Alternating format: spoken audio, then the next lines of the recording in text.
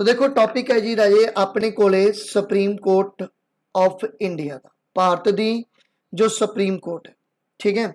जो को भारत की जो सुप्रीम कोर्ट है, ठीक है, इस बारे पढ़न तो पहला आपां ये देख लांगे कि इसकी जरूरत क्यों पई, ठीक है, न्यायपालिका की जरूरत क्यों पई, जुडिशरी की जरूरत क्यों पई और इसनूं सुतंत्र रखण दे उपाय भी किहड़े-किहड़े आ। तुहानूं ये सब नूं पता है कि गवर्नमेंट दे अपने 3 अंग हुंदे ने। किहड़े-किहड़े गवर्नमेंट दे 3 अंग ने?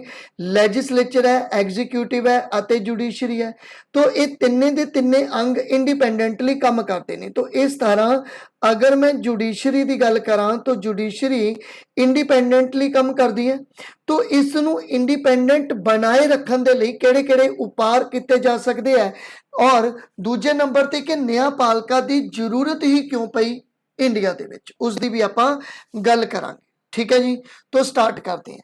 देखो भारत की सुप्रीम कोर्ट की गल करते हुए पहला तो आप ये देखिए कि भारत विच जो कानून का शासन, ये तुहानूं पता है कि भारत विच किसका शासन चलता है? कानून का शासन चलता है। और इस कानून के शासन के विच अपने कोले जो एक संस्था है उसका नाम है न्यायपालिका, ठीक है। और ये जो न्यायपालिका है ये भी याद रखो कि पूरी तरह एक स्वतंत्र न्यायपालिका के रूप में काम करती है, ठीक है। और न्यायपालिका नूं स्वतंत्र रखण का जो कॉन्सैप्ट है ये कित्थों बोरो किया गया है? तो ये बोरो किया गया जी अपने कोले यूएसए तो। मतलब स्वतंत्र न्यायपालिका का जो विचार आपा लिता है, ये विचार आपा कित्थों लिता है? तो याद रखो ये यूएसए तो आपा ये विचार लिता है, ठीक है। हुण अगर मैं थ्योरी की गल करा तो भारत विच न्यायपालिका की जो जरूरत महसूस की गई उस जरूरत के आधार पर किहड़े-किहड़े फैक्ट हो सकती है? पहला, न्यायपालिका व्यक्ति के अधिकारां की सुरक्षा प्रदान करती है। ये तुहानूं पता है, आप पढ़ भी चुके हैं कि अपने जिहड़े फंडामेंटल राइट है अगर कोई इन्हां नूं निगलैक्ट करता है और आपां इन्हां दे लई सुप्रीम कोर्ट कोले डायरैक्टली जा सकते हैं आर्टिकल 32 के द्वारा जा सकते हैं। तो न्यायपालिका व्यक्ति के अधिकारां की सुरक्षा प्रदान करता है, ये चीज तुसी याद रखनी है। न्यायपालिका न्यायिक विवादां नूं सुलझाउण दा काम करता है। जिन्ने भी न्यायिक डिस्प्यूट आंदे ने, ठीक है, उन्हां नूं सुलझाउण दा काम कौन करता है जी? वो न्यायपालिका करती है। ये देश विच लोकतंत्र नूं स्थापित करने विच मदद करती है, ठीक है। तो भारत अपना देश एक लोकतंत्र देश है और अपने देश नूं लोकतंत्र बनाए रखने के लिए ही जो जुडिशरी है वो एक मेन काम जिहड़ा है वो करती है। तुहानूं ये सब नूं पता है कि जो जुडिशरी है वो की काम करती है? वो जुडिशियल रिव्यू का काम करती है। और ये भी कॉन्सैप्ट आप कितों चक्या जी? यूएसए तो चक्या। इसका मतलब की है कि अगर कोई लेजिस्लेचर कोई कानून बनाता है, अगर लेजिस्लेचर कोई कानून बनाता है और उस कानून नूं एग्जीक्यूटिव लागू करती है तो जुडिशरी उसका जिहड़ा रिव्यू करती है कि एक कानून साडे संविधान के अगेंस्ट तो नहीं जा रहा, ठीक है ना। और इत्थे ही अपने को चौथा पॉइंट भी क्लीयर होंदा है जिस दे विच मैं गल कीती है कि जो साडी न्यायपालिका है वो साडे संविधान की सुरक्षा भी रखती है। मतलब कस्टोडियन ऑफ कॉन्स्टिट्यूशन के रूप में भी काम करती है जुडिशरी। क्लियर?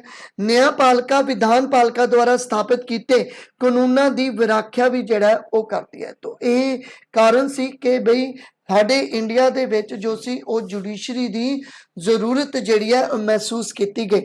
लेकिन ये जो जुडिशरी है ये इंडिपेंडेंट है और इसनूं इंडिपेंडेंट बनाए रखने के लिए ही कि उपाय किए जा सकते हैं, कि सुझाव दिते जा सकते हैं। अगर उसकी गल करिए तो पहले नंबर पर कह सकते हैं कि जो जजां की नियुक्ति है वो पूरी तरह पारदर्शिता नाल की जानी चाहिए है। तुहानूं पता है कि हुण जो जजां की नियुक्ति की जाती है वो कोलेजियम सिस्टम द्वारा ही की जाती है। करदा तां राष्ट्रपति ही है लेकिन कोलेजियम सिस्टम द्वारा की जाती है पीएम की एडवाइस ते। तुहानूं इंदिरा गांधी की स्टोरी पता होएगी तो मैं इत्थे तां उहनूं डिस्कस नहीं करदा। लेकिन इंदिरा गांधी ने की कीता सी? इंदिरा गांधी ने जो सीगा वो अपना ही कोई सुप्रीम कोर्ट का जज अपॉइंट करवाया सी जिथे दूजे जजां ने विरोध किया सीगा, ठीक है। तो उस करके उस तो बाद कोलेजियम सिस्टम का जिहड़ा सी कॉन्सैप्ट वो लेके आंदा सी। जजां दा कार्यकाल निश्चित होना चाहिए, ठीक है, तां जो एक फिक्स कार्यकाल दे लई जज जिहड़े आ वो अपॉइंट किए जाण, ठीक है। पद तो हटाउण दी स्थिति च कोई मामला संसद दे विच जाना चाहिए, मतलब अगर किसी सुप्रीम कोर्ट के जज नूं अंपीच करना है तो ये अंपीचमेंट का जो प्रोसैस होना चाहिए है ये कित्थों शुरू होना चाहिए? संसद तो। जजां की तनख्वाह अते भत्तियां दे विच कोई कमी नहीं होनी चाहिए। मतलब मान लो सुप्रीम कोर्ट ते हाई कोर्ट के जजां नूं अपॉइंट किया गया तो जिस कंडीशन ते इन्हां नूं अपॉइंट किया गया उस कंडीशन के आधार पर ही उन्होंने उन्हां दी सैलरी अते अलाउंस दिते जाने चाहिए है। मतलब इन्हां दे टाइम पीरियड दे विच उन्हां दी सैलरी घटाई नहीं जानी चाहिए, ये याद रखना है। वैसे घटाई जाती भी नहीं गी। जजां की तनख्वाह अते भत्ते भारत की संचित निधि द्वारा दिते जाने चाहिए ने, ठीक है। और इन्ने मतलब भत्ते या सैलरी होनी चाहिए है कि कोई भी जज रिश्वत ना लवे या कोई भी जज ये ना सोचे कि उसकी इनकम घट है तो वह किसी दूसरी जगह तो जो पैसा जो कलैक्ट किया जा सकता है। कोर्ट की अवहेलना करने वाले नूं न्यायपालिका द्वारा दंड भी दिता जाना चाहिए है। अगर कोई रिश्वत लैंदा पकड़ा गया या कोई किसी होर तरीके नाल कोई जिहड़ा हैगा वो मर्यादा नूं भंग करदा है तो उस कंडीशन दे विच जज नूं अंपीच भी किया जाना चाहिए है। अनुच्छेद 50 के अनुसार राज्यां दा कर्तव्य है कि वह न्यायपालिका अते विधान पालिका अते न्यायपालिका नूं जिहड़ा वो अलग अलग रखे। विधान पालिका अगर कोई कानून बनाएगी तो उन्होंने हटा भी सकती है, न्यायपालिका तो उहदे विच इंटरफेरेंस और नहीं करे कि भी असी जो कानून बनाया उसनूं लागू करांगे ही करांगे। तो ये कुछ फैक्ट सीगे आपां नूं पता होने चाहिए कि अपने इंडिया दे विच जो सुप्रीम कोर्ट है उसकी जरूरत क्यों पई और अपनी जो सुप्रीम कोर्ट है वो स्वतंत्र रूप में काम करती है और उसनूं स्वतंत्र बनाए रखने के लिए किहड़े किहड़े उपाय किए जा सकते हैं। तो जल्दी जल्दी इसका स्क्रीनशॉट लो तां जो आपां अगे चलीए। उस तो बाद हुण आपां गल करांगे इसकी बैकग्राउंड की, मतलब हिस्टोरीकल बैकग्राउंड की कहंदा है इसका। देखो हिस्टोरीकल बैकग्राउंड दे विच अगर आपां गल करिए तो सब तो पहला तो सुप्रीम कोर्ट पार्ट 5 दे विच और आर्टिकल 124 तो लैके 147 तक ये डील करो। मतलब जो आपां इसके आर्टिकल पढ़ने हैं वो 124 तो लैके 147 तक दे आर्टिकल पढ़ने हैं और इंडिया की सब तो वड्डी उच्च मतलब सब तो वड्डी अदालत के रूप में काम करती है, ठीक है।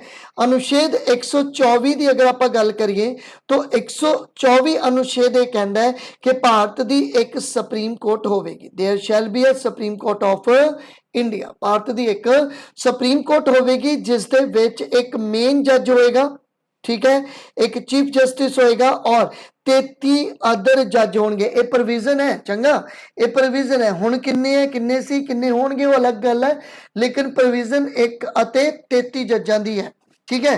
भारत की सुप्रीम कोर्ट विच जजां की गिनती नूं वधाउण या घटाउण दा अगर अधिकार की गल करिए तो वह संसद कोले है। एक क्वेश्चन बहुत इंपॉर्टेंट है, याद रखियो कि भाई सुप्रीम कोर्ट के जजां की गिनती नूं वधाउण दा या घटाउण दा, वैसे घटते है ही नहीं गे, तो जो वधाउण दा अधिकार है वो किसके कोले है? संसद कोले है। हुण अगर मैं इसकी हिस्टोरीकल बैकग्राउंड की गल करा तो भारत की पहली सुप्रीम कोर्ट की जो स्थापना की गई सी वो रेगुलेटिंग एक्ट 1773 द्वारा की गई सी, ठीक है। ये जो टॉपिक है रेगुलेटिंग एक्ट, ये टॉपिक जिहड़ा है वो तुहाडा मतलब जिहड़ा हैगा वो historical background of Indian constitution दे विच पहला टॉपिक तुहाडा यही बनता है। मैं एक दो दिनों तक ये भी टॉपिक शुरू कर दूंगा तुहाडा। तो रेगुलेटिंग एक्ट 1773 द्वारा 1774 दे विच पहली सुप्रीम कोर्ट की स्थापना की गई सी। कित्थे की गई सी? तो एक कलकत्ता दे विच की गई सी। कित्थे की गई सी? कलकत्ते दे विच की गई सी। और कलकत्ते दे विच किस किले दे विच की गई सी? तो वो सीगा जी अपने कोले विलियम फोर्ट, ठीक है, याद रखना है विलियम फोर्ट, मतलब विलियम नाम का किला, उस समय विलियम फोर्ट नाम का किला जिथे पहली सुप्रीम कोर्ट की स्थापना की गई सी। और उस समय इसके टोटल 4 जज तुसी याद रखने हैं, ये मैं इत्थे मैंशन किए नहीं, तुसी इत्थे नोट कर सकते हो। टोटल उस समय 4 जज सी इहदे। जो मेन जज सी उसका नाम सी हाइट, ठीक है, फिर सी अपने कोले हाइट, फिर सी चैंबर, ठीक है, हाइड चैंबर, लमिस्टर अते एक सीगा अपने कोले इल्जे एम्पे। तो ਇਹ ਸੀ ਮੇਨ, ਹਾਈਡ ਨਹੀਂ ਮੇਨ ਸੀਗੇ, ਐਮਪੀ ਸੁਪਰੀਮ ਕੋਰਟ ਦੇ ਮੇਨ ਜੱਜ ਸੀਗੇ ਔਰ 3 ਅਦਰ ਜੱਜ ਸੀਗੇ। तो उस समय ये 4 जज्जां दे नाम तुसी याद रखने हैं, ठीक है। इलजे एमपे बोलिया जाता है इन्हों, सुप्रीम कोर्ट के जज सी। फिर 3 अदर सीगे हाइड चैंबर अते लमिस्टर। मैं इन्हां दे पूरे नाम नहीं बोलेगे क्योंकि मैं जिस तरह इन्हों याद किया मैं उस तरह ही तुहानूं दसते हैं। तो रेगुलेटिंग एक्ट द्वारा 1773 के एक्ट द्वारा 1774 विच कलकत्ते दे विच विलियम फोर्ट दे विच पहली सुप्रीम कोर्ट की स्थापना जिहड़ी सीगी ओह ਕੀਤੀ ਗਈ ਸੀ, याद रखना है। उस तो बाद भारत की पहली फैडरल कोर्ट की अगर आप गल करिए तो भारत की जो पहली फैडरल कोर्ट बनाई गई सी ये भारत सरकार एक्ट 1935 द्वारा, मतलब गवर्नमेंट ऑफ इंडिया एक्ट 1935 द्वारा बनाई गई सी। और यही जो सुप्रीम कोर्ट सी कलकत्ते तो दिल्ली इनू शिफ्ट भी कर दिता गया सी, मतलब फैडरल कोर्ट जिहड़ी बनी सी वो दिल्ली दे विच बनाई गई सी। बाद विच इसे फैडरल कोर्ट नूं जिहड़ा सी भारत की आज़ादी तो बाद भारतीय सुप्रीम कोर्ट दा पुनर्गठन किया गया और ऐसे ही फैडरल कोर्ट नूं 28 जनवरी 1950 नूं इंडिया दी इंडिपेंडेंट सुप्रीम कोर्ट जिहड़ी सी बना दी सी जदों आपां आज़ाद होए सीगे। तो ये फैक्ट याद रखनी है, इंपॉर्टेंट फैक्ट नहीं। उस तो बाद अगर आप गल करिए कि जज्जां की गिनती कितनी सी तो इस विच कुल जज्जां की 8 गिनती नियुक्त की गई सी उस समय जदों 1950 की आप गल करते हैं। एक चीफ जस्टिस सीगा और मुख्य जज सी और 7 जिहड़े सीगे वो अदर जज सीगे। 200 ਦੇ ਉਹ ਕੁਰੀਅਰ ਕਰ पर्स दे विच ले लो। उस तो बाद भारत के पहले सुप्रीम कोर्ट के अगर मुख्य जज की गल करिए तो वह कौन सी भी उसी हरी लाल जे कानिया या हीरा लाल जे कानिया। तो हरी लाल जे कानिया याद रखना वेरी वेरी इंपॉर्टेंट है, ठीक है। सुप्रीम कोर्ट के पहले जज जदों आप आज़ाद होए तो वह कौन सी। उस तो बाद 2008 की गल करा तो जज्जां की गिनती नूं वधा दिता गया, एक चीफ जस्टिस मुख्य जज अते 30 जज जिहड़े सीगे वो अलग कर दिते गए सीगे। और 2019 की अगर आप गल करिए तो जज्जां की गिनती नूं फिर वधा दिता गया सी, एक चीफ जस्टिस अते 33 जज अलग कर दिते गए सी जो कि 34 बन गए। तो 2019 की अगर आप गल करिए तो अपने कोले 34 जज हैगे हैं, ठीक है। और बिल्कुल तुसी नीचे देखो, नीचे जो मैं आ स्टेटमेंट दी है ये मैं टाइम पीरियड देता 1956 दे विच इन्हां जज्जां की गिनती 11 कर दी गई सी। उस तो बाद ठीक है फरदर इन्हां जज्जां की गिनती 14 कर दी गई सी 1960 में, फिर इन्हां जज्जां की गिनती 18 कर दी गई सी 1978 में, फिर जज्जां की गिनती 26 कर दी गई सी 1986 में और फिर 31 कर दी गई सी 2019 दे विच, ठीक है। मतलब इत्थे ही बाद विच इन्हां नूं होर ज़्यादा इनक्रीज करके 33 जज रख दिते गए सी जो अज भी अपने कोले 34 जज जिहड़े आ वो हैगे आ।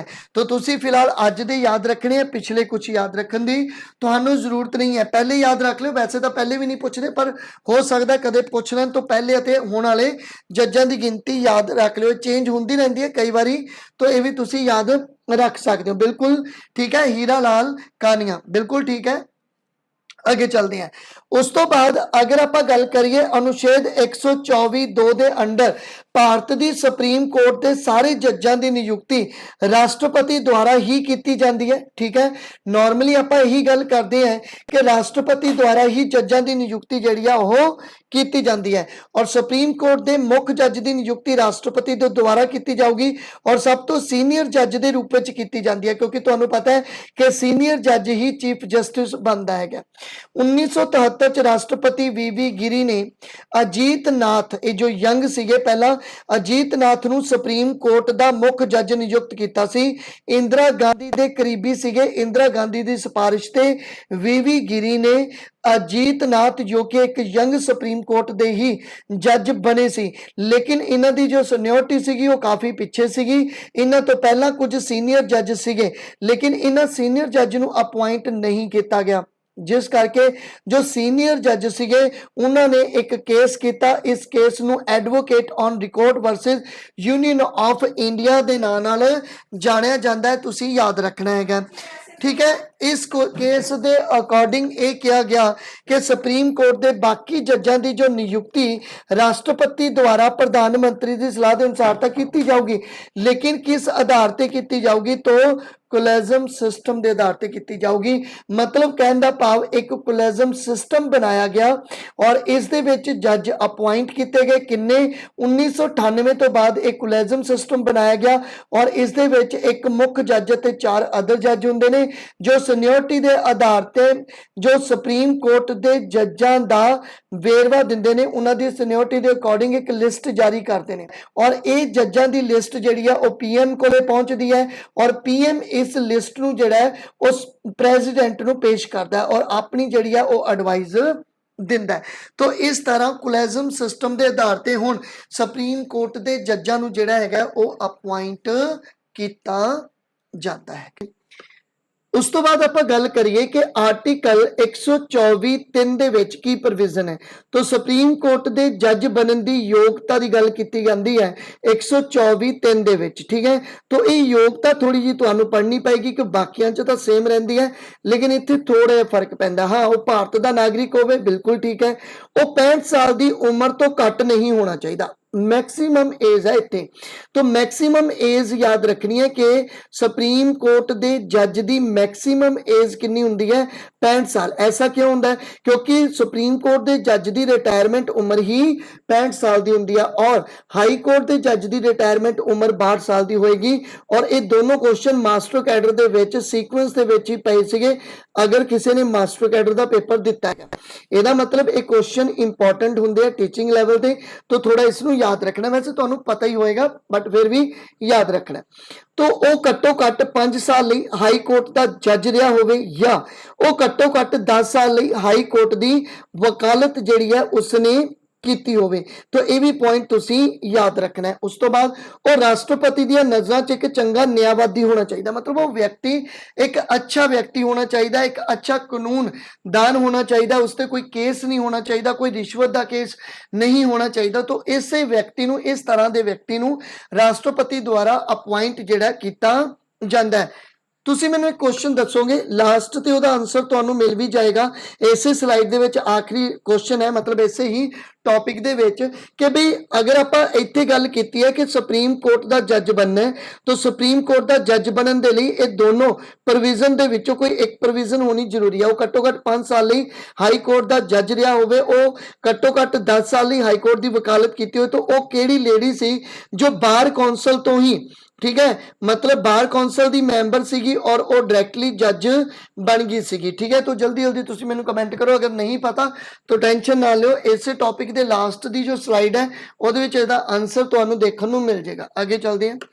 उस तो बाद अनुच्छेद 125 की मैं गल करा, तो अनुच्छेद 125 की आपां गल करते हैं तो इस दे विच सुप्रीम कोर्ट के जजां की तनख्वाह की गल की जाती है। देखो इस अनुच्छेद के अनुसार सुप्रीम कोर्ट के जजां की तनख्वाह नूं वैसे घटाया नहीं जा सकता। आपां गल करके आए हैं, ठीक है, पहला भी गल करके आए हैं फर्स्ट स्लाइड पे कि जजां की तनख्वाह ते पत्ते घटाए नहीं जा सकते, ठीक है।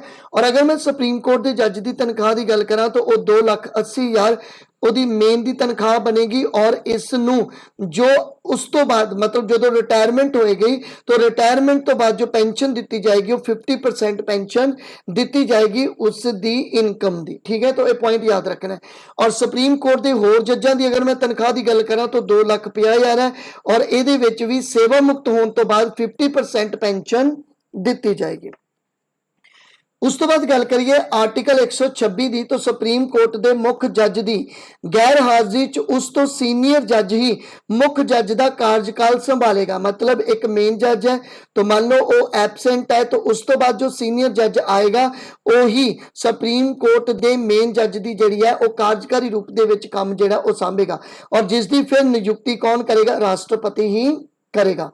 127 के अकॉर्डिंग की अडहॉक जज रखे जा सकते हैं, तो बिल्कुल भी अडहॉक जज भी रखे जा सकते हैं, मतलब वाधू जज भी रखे जाते हैं।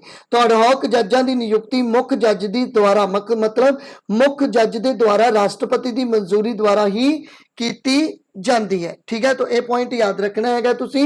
ठीक है कि जजां मुख जज के द्वारा ही राष्ट्रपति की मंजूरी द्वारा अडहॉक जज जेड़े आ रखे जा सकते हैं। और अगर कोई अडहॉक जज रखना हैगा, ठीक है ना, तो मुख जज ने ही डिसाइड करना है, लेकिन इत्थे भी बेंच बैठता है। तो घट्टो घट्ट किन्ने जजां का कोरम होना चाहिए इसके लिए, तो याद रखियो 7 जजां का जिहड़ा हैगा कोरम होना चाहिए। तो ये भी पॉइंट तुसी याद रखना।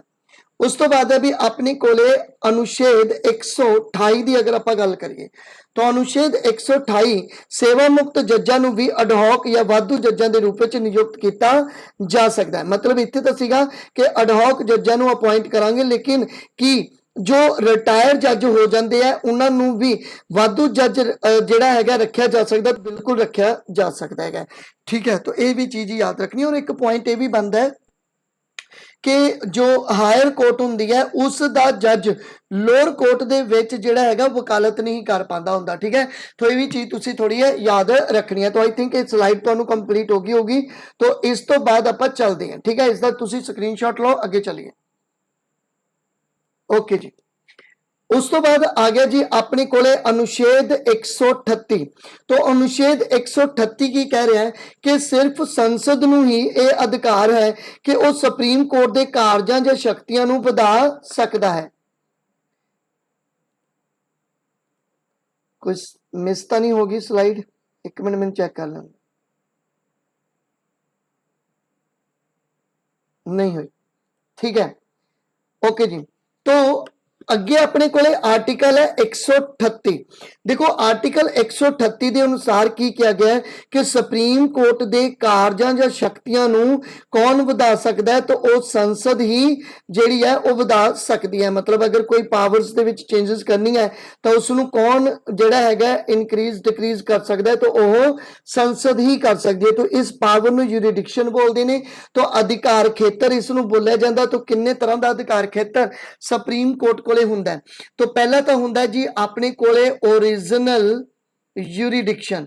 तो ओरिजिनल यूरिडिक्शन का मतलब की है? ਇਹਦੇ ਵਿੱਚ ਇਹ ਹੈ कि ਜਦੋਂ कोई केस सीधा ही सुप्रीम कोर्ट कोले जाएगा उसनूं बोलते ने मूल या शुरुआती अधिकार खेतर। तो वो किहड़े-किहड़े मसले ने, किहड़े-किहड़े मुद्दे ने जो डायरैक्टली सुप्रीम कोर्ट कोले जाणगे। तो मूल अधिकार खेतर के तहत किसी मामले नूं जदों सीधे ही सुप्रीम कोर्ट विच लिजाया जाता है तो उसनूं असीं ओरिजिनल जुरिसडिक्शन बोलते हैं। और वो किहड़े-किहड़े ने? तो मौलिक अधिकारां नाल संबंधित मामले मैं तुहानूं दस्सिआ है कि मौलिक अधिकारां नाल संबंधित जिन्ने भी मामले ने वो आर्टिकल 32 द्वारा जिहड़े आ वो सीधे सुप्रीम कोर्ट कोले जांदे और सुप्रीम कोर्ट उसते रिट जिहड़ी आ वो लगा सकता है। भारत सरकार अते एक राज या एक तो ज्यादा राज्यां विच कोई विवाद है, मतलब सेंटर स्टेट का कोई विवाद है या सेंटर प्लस स्टेट स्टेट का कोई डिस्प्यूट है, तो वह भी सीधा किहदे कोले जाएगा? सुप्रीम कोर्ट कोले जाएगा। एक राज का किसी दूसरे राज नाल अगर विवाद है, मतलब सेंटर स्टेट वर्सेस स्टेट दी अगर कोई प्रॉब्लम है तो वह भी सीधी सुप्रीम कोर्ट कोले ही जाएगी। राष्ट्रपति और उप राष्ट्रपति की चोण प्रक्रिया नाल संबंधित जिन्ने भी मामले ने वो सीधे दे सीधे कित्थे जाणगे? वो सारे दे सारे मामले जाणगे जी सीधे सुप्रीम कोर्ट विच। और तुहानू क्वेश्चन इस तरह पूछणगे, तुहानू क्वेश्चन डायरैक्टली नहीं पूछते, तुहानू इस तरह पूछणगे मौलिक अधिकार नाल संबंधित मामले सुप्रीम कोर्ट की किस यूरिडिक्शन का पार्ट है? तुहानू एक क्वेश्चन आएगा। तो तुहानू पता होना चाहिए कि वह मौलिक अधिकारां नाल संबंधित मामले जिहड़े है वो ओरिजिनल जुरिसडिक्शन मतलब मूल या शुरुआती अधिकार खेतर दे विच आते हैं। ठीक है, तो इस तरह का क्वेश्चन तुहाडा बनेगा, तुसी याद रखना है। उस तो बाद है अपीली अधिकार खेतर भी। ठीक है, तो आपां नूं पता है कि जो अपीलिट अधिकार खेतर हुंदे ने वो भी सुप्रीम कोर्ट कोले जांदे ने। कोई अपील जो आपां करनी हुंदी है, ठीक है, वो भी किहदे कोले जाऊगी? वो भी सुप्रीम कोर्ट कोले जिहड़ी आ वो जाएगी। ठीक है, इसका मतलब की होया? ठीक है, देखो इस दे विच की है बिल्कुल अपने कोले 131 बिल्कुल ठीक है।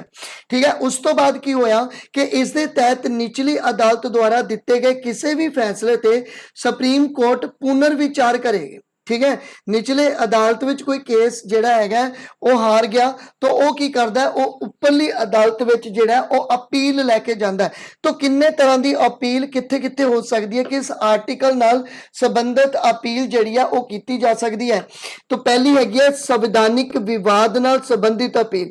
तो जिन्ने भी संवैधानिक विवाद है अगर उन्हां नाल संबंधित कोई अपील करनी है तो इसकी प्रोविजन तुहानूं दित्ती है 132 दे विच, और इस दे विच हेठली अदालत द्वारा दिते गए किसी भी फैसले ते सुप्रीम कोर्ट जिहड़ी है वो पुनर विचार कर सकती है। संवैधानिक विवाद वेरी वेरी इंपॉर्टेंट कॉन्सैप्ट आपां कर रहे हैं, तो चंगी तरह इसनूं याद कर लेना है। उस तो बाद जिन्ने भी सिविल मामले ने, तो जो सिविल मामले है उन्हां नाल संबंधित जो अपील की जाऊगी वो 133 के अनुसार ये अपील की जाऊगी। और सेम चीज़ है कि हेठली अदालत तो सुप्रीम कोर्ट दे विच जिहड़ी है ये अपील की जाती है और सुप्रीम कोर्ट फिर इस ते पुनर्विचार करेगा।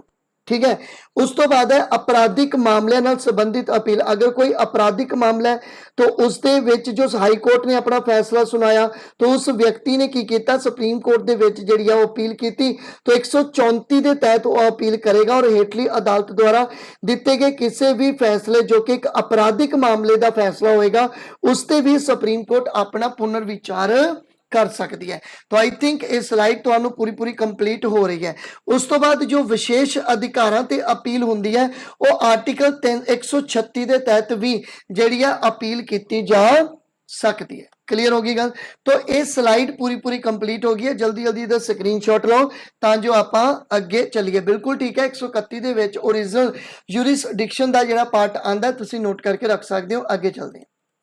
उस तो बाद आ गया जी अपने को तीसरा कि रिकॉर्ड की अदालत का अधिकार हुंदा। रिकॉर्ड की अदालत का मतलब की है, आर्टिकल 129 दे विच डील किया जाता है कि सुप्रीम कोर्ट रिकॉर्ड की अदालत के रूप में भी काम करती है। मान लो सुप्रीम कोर्ट ने कोई फैसला सुनाया, ठीक है, जो भी फैसला आया वो एज अ रिकॉर्ड रखा जाएगा और इस नूं ही बोलते हैं रिकॉर्ड की अदालत। और इस फैसले नूं बाद विच जो निचलियां अदालतां ने हाई कोर्ट या डिस्ट्रिक्ट कोर्ट वो मनणगियां।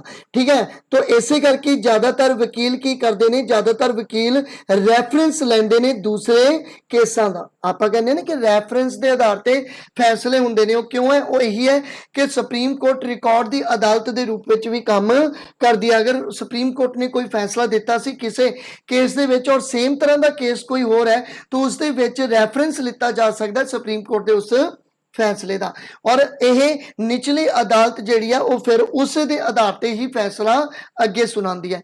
उस तो बाद सलाहकार के रूप में अधिकार खेतर है 143 के अंडर के सुप्रीम कोर्ट का मुख्य जज जो होएगा और राष्ट्रपति को सलाह देगा जदों राष्ट्रपति मंगेगा। और ये कोई जरूरी नहीं कि राष्ट्रपति उसकी सलाह को मन्ने ही, लेकिन ठीक है राष्ट्रपति जिहड़ा है वो मुख्य जज तो सलाह मंग सकता और मुख्य जज उसनों सलाह देवेगा। उस तो बाद सुप्रीम कोर्ट का कॉरम की होएगा कि अगर वो सलाह देगा तो देखो जब किसी केस लई किसी बेंच की जरूरत पैंदी है सलाह दे लई तो वो घट्टो घट्ट किन्ने जजां दा बेंच होना चाहिए। तो याद रखियो कि 3 जजां दा बेंच होना जरूरी है। ठीक है, इंपॉर्टेंट है, ये याद रखना है। लेकिन इस दे विच एक अपवाद है। की अपवाद है? अनुच्छेद 143 के तहत, ठीक है, राष्ट्रपति सुप्रीम कोर्ट के जज तो सलाह ले सकता है। इसलिए ठीक है सलाहकार बेंच विच घट्टो घट्ट किन्ने जज हो सकते हैं? 5 जज भी हो सकते हैं। एक सुप्रीम कोर्ट का जज मुख्य और 4 अदर भी हो सकते हैं। मान लो नॉर्मल कोई सलाह है, लेकिन एक हो गया कि सुप्रीम को राष्ट्रपति ने एक स्पेशल मतलब सलाह लेनी है जिसके लिए बेंच की रिक्वायरमेंट है, तो मैक्सीमम भी मतलब घट्टो घट्ट किन्ने जजां दा उस समय बेंच बिठाया जाएगा? तो 5 जजां दा बेंच जिहड़ा उस समय बिठाया जा सकता है। तो ये दोनों चीज़ां अलग अलग याद रखना। इत्थे अपवाद लिखिया मैं, नॉर्मली यही कंडीशन तुसी याद रखनी है, लेकिन अपवाद दे विच तुसी 143 आर्टिकल नूं भी थोड़ा याद करके चलना है। उस तो बाद है संविधान नाल संबंधित अधिकार खेतर केड़ा जी? तो देखो सुप्रीम कोर्ट कोल अधिकार खेतर अधीन उस कोल संविधान की व्याख्या करन अते उसकी सुरक्षा करन दा अधिकार है, जिन्हों असीं कस्टोडियन ऑफ द कॉन्स्टिट्यूशन बोलते हैं। तुहानूं एक बनिया बनाया क्वेश्चन भी कई बार पूछते हैं कि कस्टोडियन ऑफ कॉन्स्टिट्यूशन किस नूं कहा जाता है? तो ठीक है सुप्रीम कोर्ट नूं यह ਕਿਹਾ ਜਾਂਦਾ ਹੈ। ਠੀਕ ਹੈ, ਇੱਕ ਕੋਰਟ ਤੋਂ ਦੂਸਰੇ ਕੋਰਟ 'ਚ ਕਿਸੇ ਕੇਸ ਦਾ ਤਬਾਦਲਾ ਕਰਨਾ। ਠੀਕ ਹੈ, ਐਕਚੁਅਲ ਦੇ ਵਿੱਚ ਆਰਟੀਕਲ 139(1) ਦੇ ਦੁਆਰਾ ਠੀਕ ਹੈ ਇੱਕ ਕੋਰਟ ਤੋਂ ਦੂਸਰੇ ਕੋਰਟ ਵਿੱਚ ਕਿਸੇ ਕੇਸ ਦਾ ਤਬਾਦਲਾ ਕਰਨ ਦਾ ਅਧਿਕਾਰ ਖੇਤਰ ਵੀ ਕਿਹਦੇ ਕੋਲੇ ਹੈ? ਸੁਪਰੀਮ ਕੋਰਟ ਕੋਲੇ ਦੇਖਣ ਨੂੰ ਮਿਲਦਾ ਹੈ। ਇਹ ਇੱਕ ਤਰ੍ਹਾਂ ਦੀ ਤੁਸੀਂ ਕਹਿ ਸਕਦੇ ਹੋ ਕਿ ਇੱਕ ਰਿਟ ਹੁੰਦੀ ਹੈ, ਠੀਕ ਹੈ, ਜੋ ਲਵਾਈ ਜਾਂਦੀ ਹੈ। ਇਹ ਜਦੋਂ ਆਪਾਂ ਰਿਟ ਪੜਾਂਗੇ ਉਹਦੇ ਵਿੱਚ ਮੈਂ ਤੁਹਾਨੂੰ ਕੇਸ ਵੀ ਦੱਸੂਗਾ ਕਿ ਕਿਹੜਾ ਕੇਸ ਸੀ। ਅਗਰ ਤੁਹਾਨੂੰ ਕੋਈ ਕੇਸ ਪਤਾ ਹੈ, ਵੈਸੇ ਤਾਂ ਬਹੁਤ ਕੇਸ ਹੋਣਗੇ ਲੇਕਿਨ ਉਹ ਫੇਮਸ ਕੇਸ ਸੀਗਾ, ਅਗਰ ਤੁਹਾਨੂੰ ਕੋਈ ਪਤਾ ਹੋਵੇ, ਜੰਮੂ ਕਸ਼ਮੀਰ ਦਾ, ਜੋ ਕਿ ਬਾਅਦ ਵਿੱਚ ਆਈ ਥਿੰਕ ਪਠਾਨਕੋਟ ਸ਼ਿਫਟ ਕੀਤਾ ਸੀਗਾ। ਠੀਕ ਹੈ, ਅਗਰ ਕਿਸੇ ਨੂੰ ਪਤਾ ਹੋਵੇ ਤਾਂ ਦੱਸ ਸਕਦਾ ਹੈਗਾ। ਤਾਂ ਇੱਥੋਂ ਤੱਕ ਕਲੀਅਰ ਹੋ ਗਈ ਸਲਾਈਡ ਤੋਂ ਆਪਾਂ ਚੱਲਦੇ ਹਾਂ ਅੱਗੇ। ਠੀਕ ਹੈ, ਇਸ ਦਾ ਸਕਰੀਨਸ਼ਾਟ ਲੈ ਲਓ। ਅੱਗੇ ਚੱਲਦੇ ਹਾਂ ਜੀ, ਆਪਣੇ ਕੋਲੇ 130 ਆਰਟੀਕਲ ਦੇ ਅੰਡਰ ਦੇ ਅਨੁਸਾਰ ਸੁਪਰੀਮ ਕੋਰਟ ਹਮੇਸ਼ਾ ਰਾਸ਼ਟਰੀ ਰਾਜਧਾਨੀ ਜਾਂ ਰਾਸ਼ਟਰਪਤੀ ਦੇ ਦਫ਼ਤਰ ਦੇ ਨਜ਼ਦੀਕ ਹੋਣੀ ਚਾਹੀਦੀ ਹੈ। ਠੀਕ ਹੈ, ਇਹ ਪ੍ਰੋਵੀਜ਼ਨ ਹੈ, ਮੈਂ ਨਹੀਂ ਕਹਿ ਰਿਹਾ। ਆਰਟੀਕਲ 130 ਕਹਿੰਦਾ ਹੈ ਕਿ ਜੋ ਸੁਪਰੀਮ ਕੋਰਟ ਹੁੰਦੀ ਹੈ ਨਾ, ਉਹ ਸੁਪਰੀਮ ਕੋਰਟ ਦੀ ਜੋ ਬਿਲਡਿੰਗ ਹੈ, ਠੀਕ ਹੈ, ਸੁਪਰੀਮ ਕੋਰਟ ਦੀ ਜੋ ਬਿਲਡਿੰਗ ਹੈ ਉਹ ਰਾਸ਼ਟਰੀ ਰਾਜਧਾਨੀ ਜਾਂ ਰਾਸ਼ਟਰਪਤੀ ਦੇ ਦਫ਼ਤਰ ਦੇ ਨਜ਼ਦੀਕ ਜਿਹੜੀ ਆ ਉਹ ਹੋਣੀ ਚਾਹੀਦੀ ਹੈ। ਪਰ ਇਹ ਕੋਈ ਬਹੁਤ ਜ਼ਿਆਦਾ ਜ਼ਰੂਰੀ ਨਹੀਂ ਹੈਗਾ, ਔਰ ਅਗਰ ਇਸ ਨੂੰ ਸ਼ਿਫਟ ਕਰਨ ਦੀ ਜ਼ਰੂਰਤ ਪੈਂਦੀ ਹੈ ਤਾਂ ਫਿਰ ਇਸ ਨੂੰ ਸੀਟ ਨੂੰ ਬਦਲਿਆ ਵੀ ਜਾ ਸਕਦਾ ਹੈ। ਔਰ ਕਿਹਦੇ ਕਹਿਣ ਤੇ ਬਦਲਿਆ ਜਾ ਸਕਦਾ ਹੈ? ਸੁਪਰੀਮ ਕੋਰਟ ਦੇ ਮੁੱਖ ਜੱਜ ਦੀ ਸਲਾਹ ਦੇ ਨਾਲ ਇਸ ਦਾ ਤਬਾਦਲਾ ਵੀ ਕੀਤਾ ਜਾ ਸਕਦਾ ਹੈ। ਇਹ ਕੁਐਸਚਨ ਮੈਨੂੰ ਖਿਆਲ ਆ ਗਿਆ, ਇਹ ਕੁਐਸਚਨ ਕਾਫੀ ਇੰਪੋਰਟੈਂਟ ਹੈ। Master cadre the I think ਜਾਂ ਪੀਟੈਟ ਦਾ ਕੁਐਸਚਨ ਪੇਪਰ ਸੀਗਾ, ਉਹਦੇ ਵਿੱਚ ਉਹਨਾਂ ਨੇ ਕੁਐਸਚਨ ਪੁੱਛਿਆ ਸੀ ਕਿ ਸੁਪਰੀਮ ਕੋਰਟ ਦੀ ਸੀਟ ਕਿੱਥੇ ਹੈ। ਠੀਕ ਹੈ, तो ये दिल्ली दे विच ही सीट है। लेकिन अपना एक बच्चा सीगा साडा, उसने की किया, उसनू कहानी किहड़ी याद रह गई कि पहली सुप्रीम कोर्ट कित्थे बनी सी, तो कलकत्ता लाया आ। तो ये भी चीज़ याद रखो, अगर पूछे कि पहली सुप्रीम कोर्ट कित्थे सी तो कलकत्ते विच सी, लेकिन अगर पूछ लैन कि सीट हुण कित्थे है, सुप्रीम कोर्ट हुण कित्थे है, तो दिल्ली दे विच। हालांकि एक सिंपल क्वेश्चन सी, लेकिन कई बार काली काली च उत्थे कन्फ्यूज हो सकता है बच्चा, तो इस चीज़ नूं भी थोड़ा जिहा ध्यान च रख के चलना है तुसीं। सुप्रीम कोर्ट की मुख्य जज की नियुक्ति कौन करेगा जी? राष्ट्रपति द्वारा की जाती है। सुप्रीम कोर्ट के मुख्य जज नूं सौं भी कौन चुकांदा है जी? राष्ट्रपति चुकांदा है। सुप्रीम कोर्ट का मुख्य जज अपना अस्तीफा भी किहनूं सौंपेगा? राष्ट्रपति नूं सौंपेगा। और सुप्रीम कोर्ट के जज की जो रिटायरमेंट उम्र है 65 साल है। ये आपां कवर कर लिया और कोई ज़्यादा खास है नहीं गा। सेवा मुक्त होने तो बाद सुप्रीम कोर्ट का जज किसी होर अदालत च वकालत नहीं कर सकता। मैं दस्सिया सी ना कि हायर कोर्ट का जो कोई भी हायर कोर्ट होएगी, ਉਹਦਾ ਜੱਜ ਜਿਹੜਾ ਹੋਏਗਾ ਉਹ ਨਿਚਲੀ ਅਦਾਲਤ ਦੇ ਵਿੱਚ ਵਕਾਲਤ नहीं कर पाएगा। अडहॉक रखा जा सकता है, लेकिन वकालत वो नहीं कर पाएगा। अगे चलते हैं जी, अनुच्छेद 124 के तहत सुप्रीम कोर्ट के जज नूं हटाउण दी जो प्रक्रिया है, प्रस्ताव संसद दे विच पेश किया जाता है। और ये जो प्रस्ताव होएगा ये कित्थे पेश किया जाएगा? तो याद रखियो किसी भी सदन दे विच पेश किया जा सकता है, चाहे कोई भी सदन होएगा, लोक सभा, राज्य सभा, ये पेश किया जा सकता है। लोक सभा च पेश किए प्रस्ताव ते कुल 100 मैंबरां दी सहमति होनी चाहिए। आप मान के चलते हैं कि कोई जज ते अंपीच करना है और उसका बिल लोक सभा दे विच पेश किया जाना है, और उस प्रस्ताव ते पहला तो 100 मैंबरां दी सहमति होनी चाहिए है, जबकि राज्य सभा च पेश किए प्रस्ताव ते कुल 50 मैंबरां दी सहमति होनी चाहिए है। ठीक है, और लोक सभा च विशेष बहुमत द्वारा ये बिल अपने को प्रेजेंट अते वोटिंग दे अंडर होएगा। ठीक है, ये भी तुसी याद रखना है, और विशेष बहुमत दे अंडर होएगा, ये भी याद रखना है। अते राज्य सभा च भी विशेष बहुमत द्वारा ही ये प्रस्ताव पास किया जाएगा, फिर किते जाके जिहड़ा सुप्रीम कोर्ट दे जज नूं जिहड़ा अंपीच किया जा सकता है। ठीक है, तो ये चीज तुसी याद रखनी है। दो ही ऐसे कारण है, शायद अगे आ ही जाए, दो ऐसिया चीज़ां हैं जिथे सुप्रीम कोर्ट नूं हटाया जा सकता है। पहला तो यह कि अगर उसने रिश्वत लीती है, ठीक है, अगर कोई उन्हें रिश्वत ले ली या कोई इस तरह की प्रॉब्लम, या उसने संविधान की उलंघना की है, उसने कोई ऐसा फैसला दिता जिहदे विच संविधान की उलंघना हुई है, या उसने कोई ऐसा केस ही मतलब फैसला सुनाया जिहदे विच उसने रिश्वत लीती है। और ये दो कारण है जिस करके की हुंदा है सुप्रीम कोर्ट के जज नूं अंपीच किया जा सकता है। क्लीयर हो गया इत्थों तक? तो हुण तक किन्ने कोई जज है जिन्हां ते महादोष लग चुके बई? ठीक है, हुण तक किन्ने जज ने जिन्हां ते महादोष लग चुके हैं? तो शुरू तो होया पर पूरा नहीं होया। ठीक है, शुरू तो होया इंपीचमेंट पर पूरा नहीं होया क्योंकि ये पहला ही अपना इस्तीफा दे देंगे। तुहानू पता है पहले इंसल्ट हो जाती है और अगर इंपीचमेंट द्वारा किसी को हटाया जाएगा तो काफ़ी बदनामी होगी। सुप्रीम कोर्ट का जज है तो पहला ही अपना इस्तीफा जोड़ा वो दे देंगे। तो किन्ने मैंबर से, वो 3 है। 1992 में वी रामा स्वामी सी जो सुप्रीम कोर्ट के ही जज सन। फिर 2011 के सुमित्रा सैन जो कलकत्ता हाई कोर्ट के जज सन। ठीक है, 2011 के PD ठीक है दिनकर ठीक है जो सिक्किम हाई कोर्ट के जज सीगे। तो इन्हां ते इंपीचमेंट चलिया सी पर इन्हां ने पहला ही अपना इस्तीफा जिहड़ा सी वो देता सी, मतलब इंपीचमेंट कंप्लीट नहीं हुई सी। आई थिंक ये स्लाइड तुहानू कंप्लीट हो गई है, तो जल्दी जल्दी इसका स्क्रीनशॉट लो तां जो आपां अगे चलिए। उस तो बाद ये है अपने को फैक्ट जो तुसी याद करने हैं नॉर्मली, मतलब कहने का भाव स्टैटिक पार्ट दे विच तुसी ये चीज़ याद करनी है। ठीक है, जिवें सुप्रीम कोर्ट के पहले जज ये तुहानू पता ही है, ठीक है, हरीलाल जे कानिया। उस तो बाद सुप्रीम कोर्ट की पहली महिला जज कौन सी, फातिमा बीवी सी, ये भी तुहानू पता ही है।